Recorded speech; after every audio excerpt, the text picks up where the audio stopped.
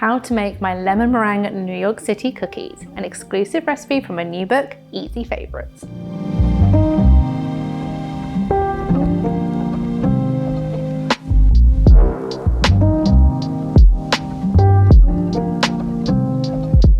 Hello and welcome back to my YouTube channel, where today I'm showing you something even more delicious and amazing than normal because it's a little exclusive treat from my brand new book. I mean, if you follow me, you've probably already seen this on my other social media, but this is my brand new book, my fourth book. Madness, but it's my fourth book that's coming out in August. So this recipe is a little sneaky exclusive that I thought I'd share with you all today, just to basically show you that this book is going to be utterly amazing. And it's one of my favorite easy favorites treats from the book, and it's my lemon meringue New York City cookies. These cookies have been one of the most highly requested recipes in such a long time that I knew they had to go into this book. So today you're going to get a sneaky exclusive.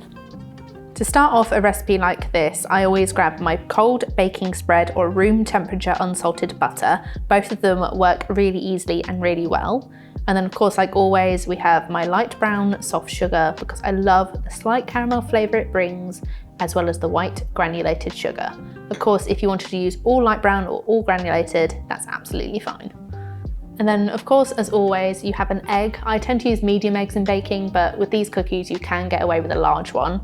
Then I have some sea salt, baking powder, and bicarb. You need both baking powder and bicarb for New York City cookies to make them giant, chunky, and absolutely delicious. And of course, plain flour. Typically with these cookies, if you don't have any plain flour though, you can use self-raising. Just make sure to still use the bicarb, but don't use the baking powder, and they should still turn out in a similar texture. But then this is the best bit, of course, to make these lemon meringue cookies. I flavour mine with white chocolate chips because I still want a gooey lump of chocolate inside my cookies. And then with the lemons, I tend to grate these on a really fine grate just because I prefer it, then they go further, the flavour is better. But you can use lemon extract if you want. Only 1 to 2 teaspoons, depending on the strength, is great, but you can't really use lemon juice because that's going to wet the cookie dough too much.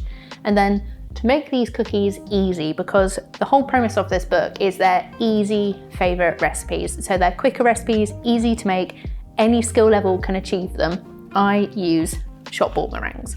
Now, there are recipes everywhere, like on my blog, on my social channels already. If you want to make your own meringues, absolutely go for it. But for these, I've just gone with your basic meringue nests, and it's about 50 grams, but they're easy to buy, they're cheap, and they're perfect for these cookies. Start by adding your butter or baking spread to your bowl, then add in your light brown soft sugar and your granulated sugar as well. And then I'm going to mix these together until they're combined.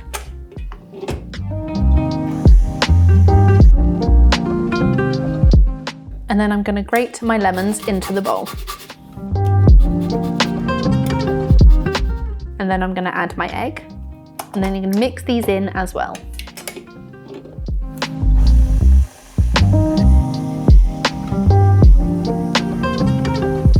I'm going to add my bicarb, my baking powder, and the sea salt.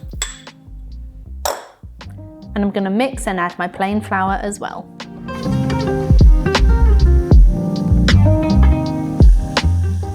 And then I'm going to add my white chocolate chips.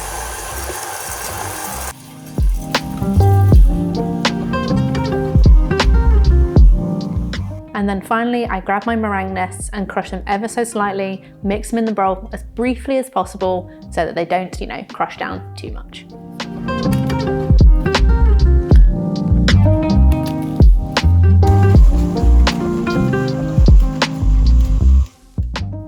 And there you have your cookie dough. So now that my cookie dough has been mixed, I have grabbed my scales, a lined tray, and a scoop. With New York City cookies, you do weigh them because they are big, chunky cookies, and these weigh about 120 grams each. I just grab my scoop for ease to help portion it onto my scales. If you don't have scales, you could just pat the dough slightly into a round and portion into 8 to make it slightly easier to split them, but personally, I do it this way. Once, of course, they have been scooped, slightly pressed together, we're going to chill them for half an hour in the freezer or an hour in the fridge before baking to make sure they have the perfect texture. I tend to take a large scoop, lightly put it onto my weighing scales, and as that's the perfect weight, I'm just going to lightly press my cookie ball together like so, and then place onto my tray.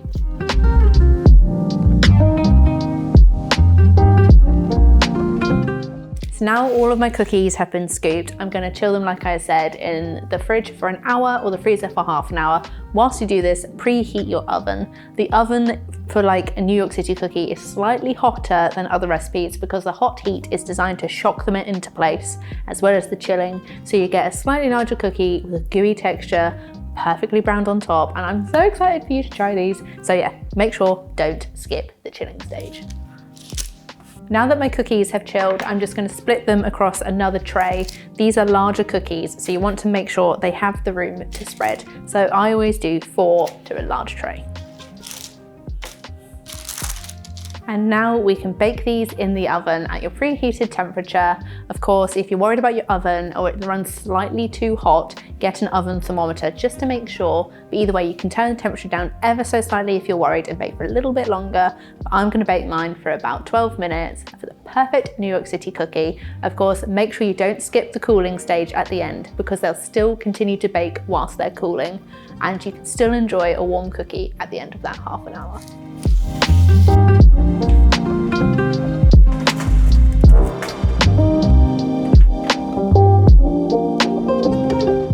And here you have your baked and cooled lemon meringue New York City cookies.